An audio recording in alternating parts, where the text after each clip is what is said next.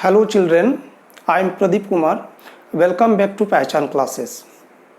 Children, in the previous class, we studied the chapter sentence, and today we will do the exercises.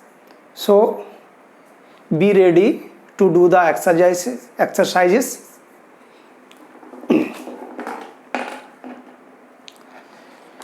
देखिए बच्चों, sentence topic के अंतर्गत जो exercises हैं उनके बारे में आज हम लोग चर्चा करेंगे। वे एक्सरसाइज हम कैसे कर सकते हैं और उसमें क्या स्पेशल टिप्स की ज़रूरत पड़ेगी वो मैं आपको बताऊंगा। तो आइए पेन और पेपर लेके रेडी हो जाइए और आप भी मेरे साथ साथ प्रैक्टिस करते चलिए।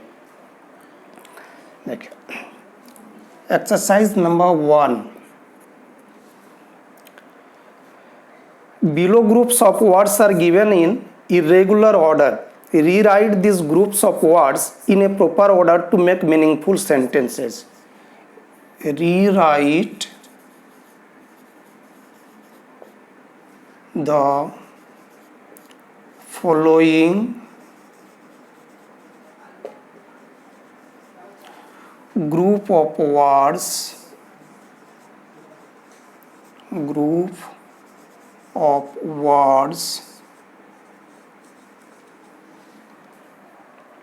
in a proper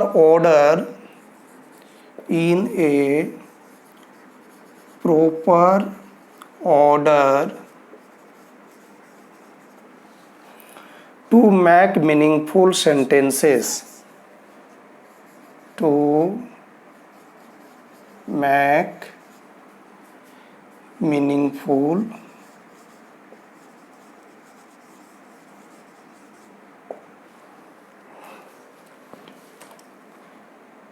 Sentences.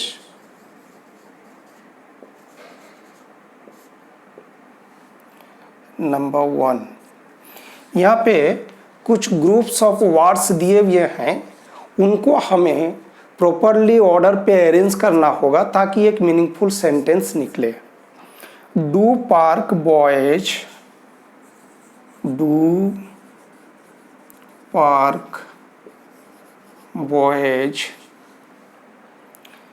the in exercises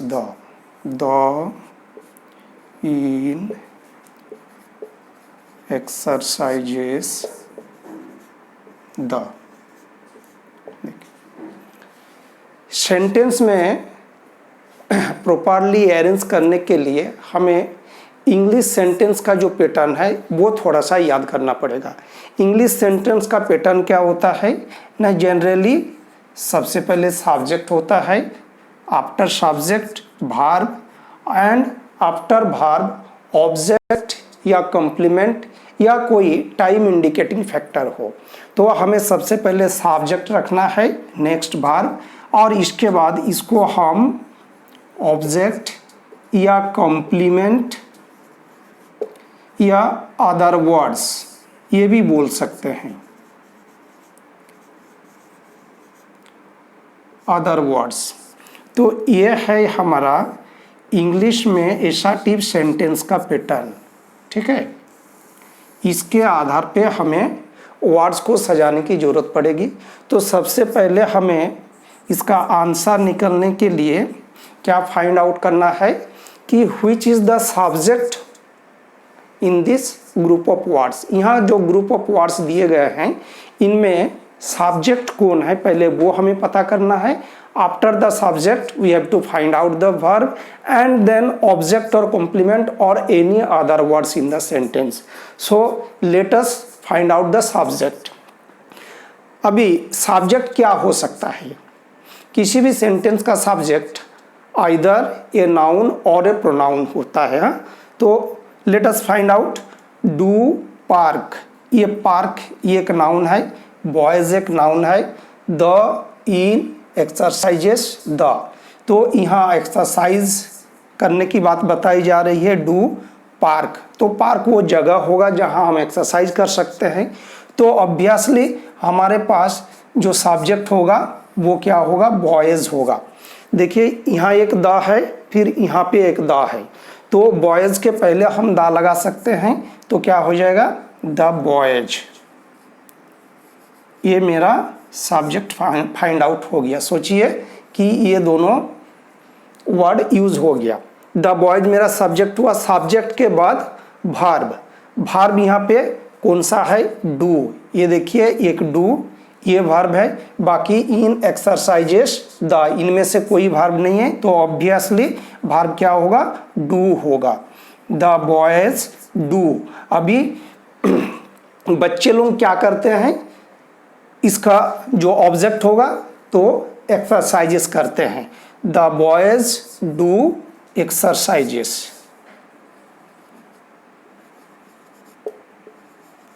exercises करते हैं तो कहाँ करते हैं, अब ये वर्ड का भी यूज हो गया मेरा। अब इन बचा, द बचा, पार्क बचा, तो the boys do exercises in the park. इस तरह से मेरा सेंटेंस फाइंड आउट हो गया, the boys do exercises in the park. ठीक है, समझ में आया। चलिए नंबर 2 करते हैं। नंबर 2 में है wearing red was the shirt boy A. Wearing red was the wearing red was the short boy a। short boy a, ये देखिए इतना दिया हुआ है। wearing तो ये ऑब्वियसली wearing ये वर्ब होगा। red was the short boy a, तो यहाँ फिर से हमें बॉय मिला है, तो बॉय वो क्या हो जाएगा, सब्जेक्ट। तो इसका आंसर जब हम बनाएंगे तो ये कैसे बनेगा, द बॉय। चलिए द बॉय वो हम ले लेते हैं, the boy.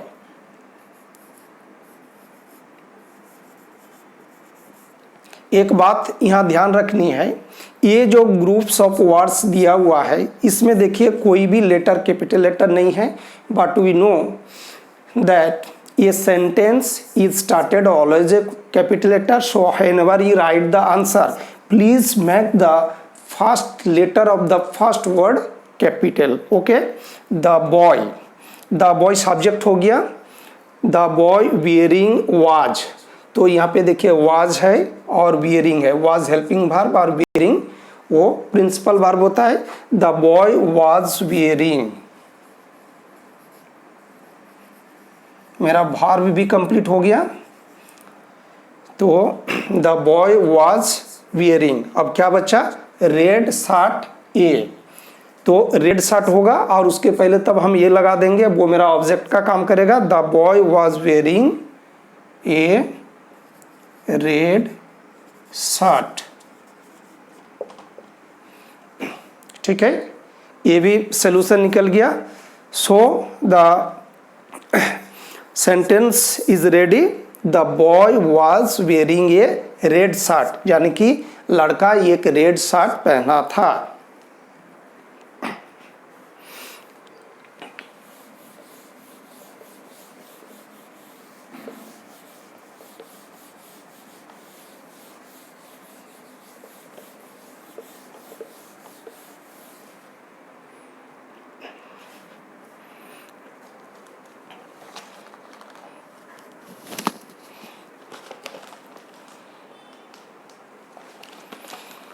The third question is, washed cloth floor she with the, washed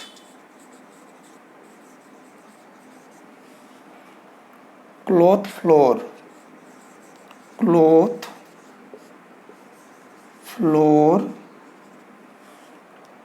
she with the,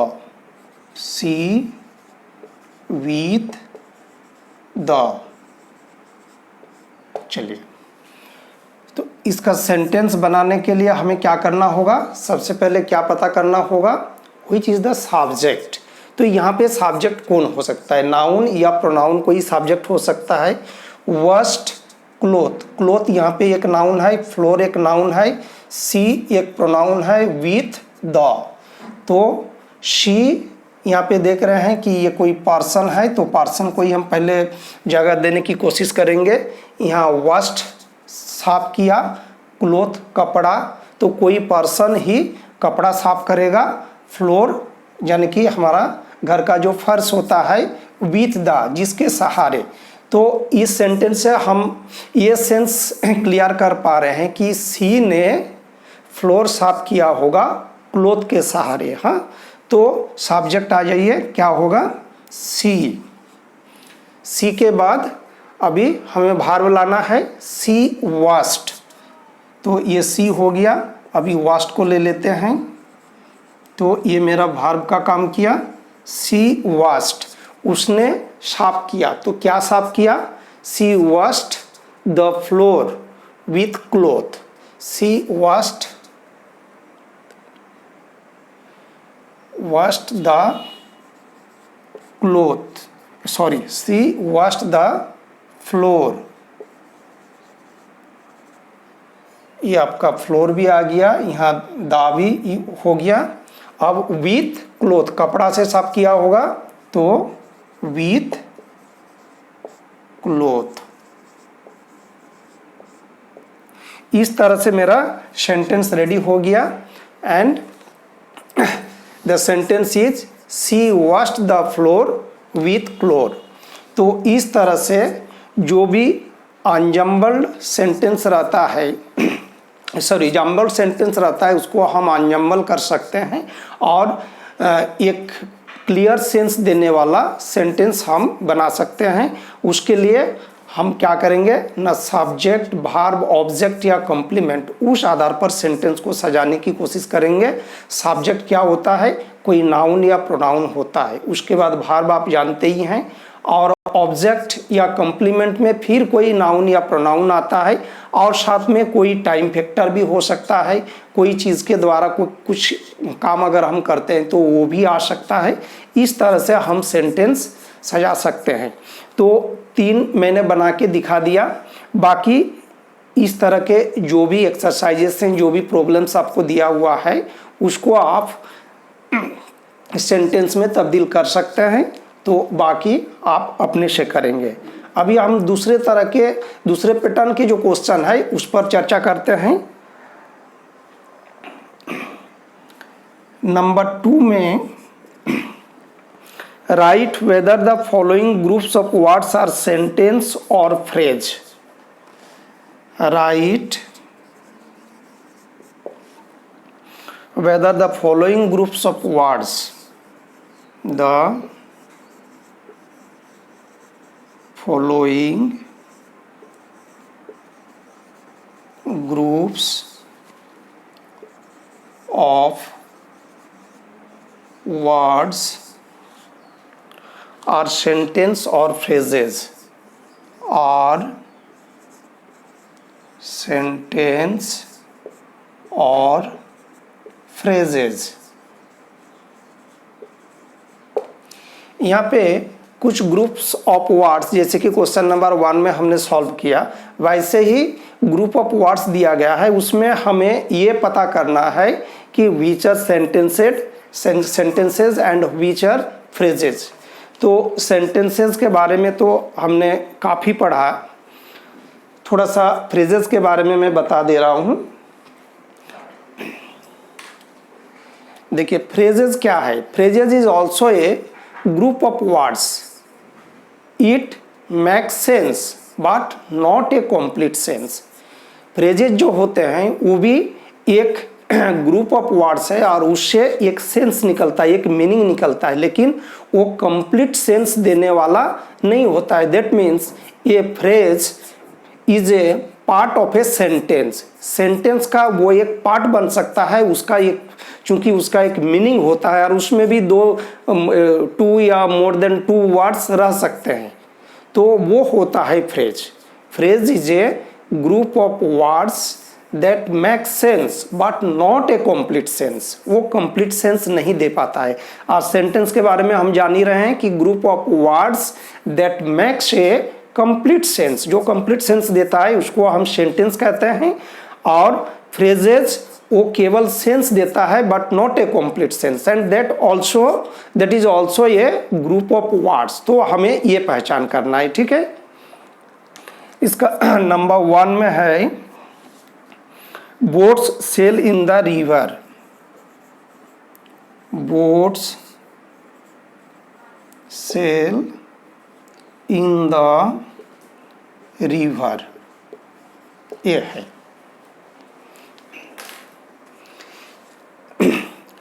और दूसरी बात है सेंटेंस में सब्जेक्ट भी रहेगा, वर्ब भी रहेगा, उसका ऑब्जेक्ट या कंप्लीमेंट भी रहेगा। तो boats sail in the river यानी कि बोट्स नदी में तैरती है, तो ये कंप्लीट सेंस दे रहा है, तो इसका आंसर हो जाएगा कि ये सेंटेंस है। हमें सेंटेंस के लिए एस लिखना है और फ्रेज के लिए पी लिखना है, okay. Go away number 2, go away, go away यहाँ वर्ब है और उसका कंप्लीमेंट है, तो गो अवे बाहर जाओ, तो इससे भी सेंस कंप्लीट हो रहा है। और ये हम जानते हैं जब कोई सेंटेंस केवल वर्ब से स्टार्ट होता है वो कोई इंपैरेटिव सेंटेंस होता है, जिससे हम कमांड, रिक्वेस्ट या किसी को एडवाइस देते हैं। तो go away it is an imperative sentence and it makes a complete sense, so इसका भी आंसर क्या होगा कि ये सेंटेंस है। Number 3, in the room, in the room, ये देखिए इन द रूम मतलब रूम के अंदर, तो रूम के अंदर क्या है, रूम के अंदर तो हम समझ पा रहे हैं, बट इन द रूम हमें कंप्लीट सेंस नहीं दे पा रहा है। That means this group of words is A phrase, it is not a sentence. तो इसका आंसर हमें क्या करना होगा, फ्रेज है। Number 4, how do you work, how do you work, question mark, how do you work, last में question mark है, तो obviously it is N interrogative sentence, ये प्रश्न पूछने वाला सेंटेंस है। हाउ डू यू वर्क, आप कैसे काम करते हैं, तो ये तो कंप्लीट सेंस दे रहा है, then it is a sentence. तो हमें ऐसे लिखना है। उसके बाद देखिए नंबर 5 में है in a few weeks, in a few weeks, in a few weeks इसका मतलब कुछ ही सप्ताह में, कुछ ही सप्ताह में, और आगे पीछे किसी तरह की कोई बात नहीं है, तो इससे भी कंप्लीट सेंस नहीं निकल पा रहा है। इन ए फ्यू वीक्स कुछ सप्ताह में, अब कुछ सप्ताह में हम क्या करने वाले हैं, कोई क्या करने वाले हैं, उसका कोई यहाँ आंसर मुझे नहीं मिल रहा है, तो ये क्या होगा, ये सेंटेंस नहीं होकर क्या होगा, फ्रेज होगा। तो इसको हम पी लिखेंगे, that means it is A phrase. तो इस तरह से आप इस तरह के क्वेश्चंस का भी आंसर निकाल सकते हैं कि whether a group of words is a sentence और a phrase. Sentence will make a complete sense but phrase will make sense but not a complete sense. Is it clear? तो children आप इसके आगे जो भी एक्सरसाइजेस हैं आप इस तरह के questions easily, I think you can solve them very easily.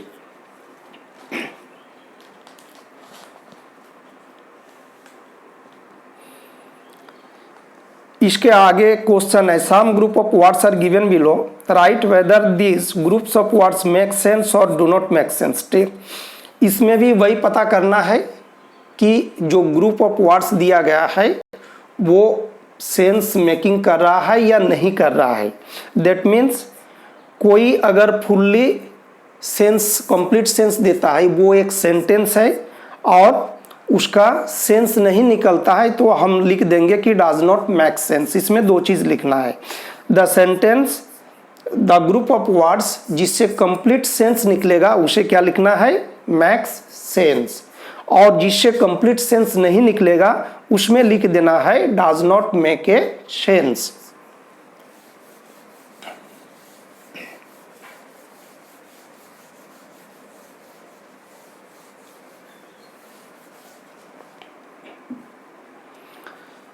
Number 3,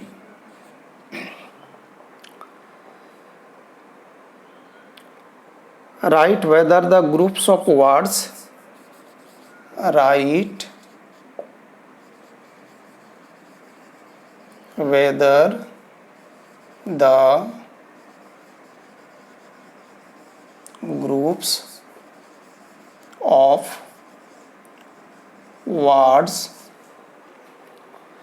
make sense or do not make sense, make sense or do not make sense।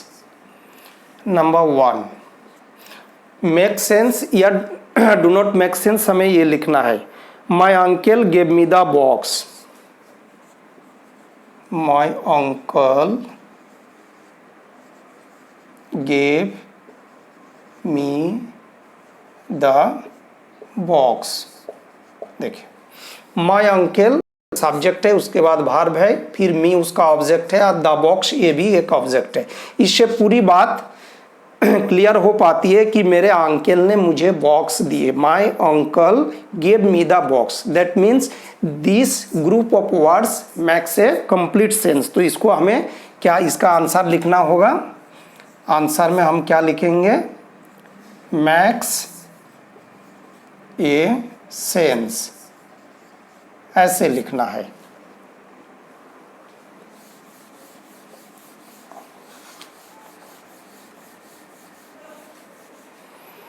अब नंबर 2 हम लोग देखते हैं।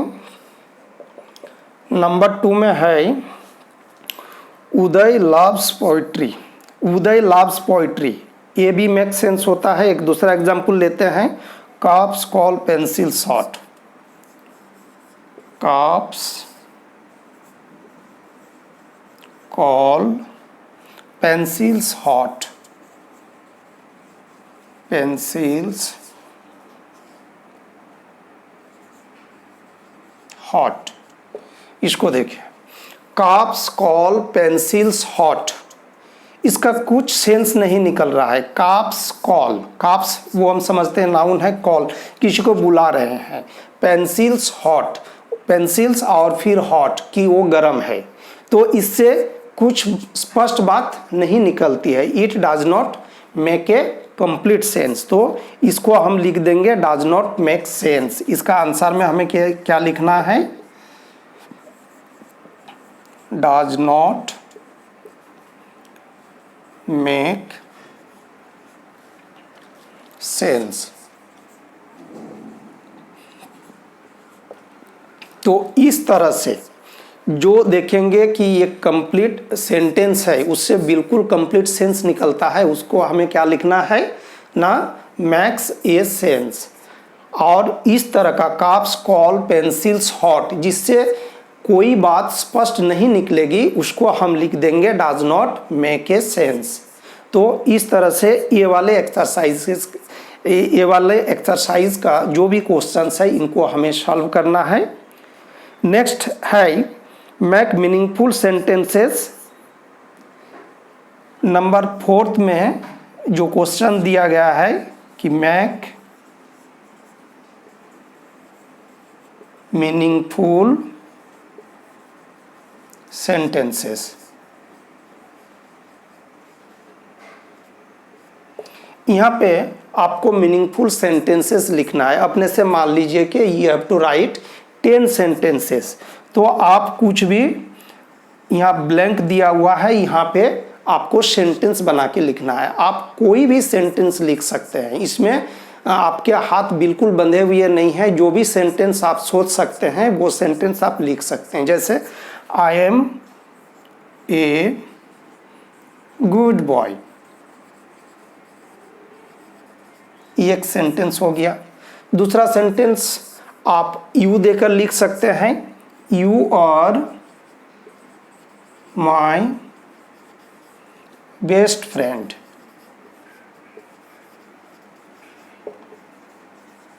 अब मान लीजिए कि दे देकर हम एक सेंटेंस लिखना चाहते हैं, तो दे से बहुत सारे सेंटेंस हम बना सकते हैं। They are playing in the field, तो वो भी बन सकता है, they are playing in the field. तो इस तरह से you have been given full emancipation, full freedom to write any type of sentence whatever you want। आप जिस तरह का सेंटेंस लिखना चाहते हैं वो सेंटेंस इसके आंसर में लिख सकते हैं, इसलिए इसका कोई पर्टिकुलर आंसर नहीं हो सकता है, कोई भी सेंटेंस वो हो सकता है। तो ये तो बहुत इजी है and you can make 1000 of sentences. तो इसको तो आप बड़ी आसानी से कर सकते हैं। इस तरह से चैप्टर 1 के अंतर्गत सेंटेंस चैप्टर में ये 4 तरह के एक्सरसाइजेस थे, वो हमने सॉल्व किया, देखा हम उसको कैसे बना सकते हैं। तो इस तरह से अब आप जो रेस्ट सेंटेंसेस या तो रेस्ट क्वेश्चंस जो भी बचे हैं उनको आप बड़ी इजीली से बना सकते हैं and I think you will find out the proper answers. Okay, thank you. तो आप प्रैक्टिस करते रहिए। हाँ, thank you so much for watching the video.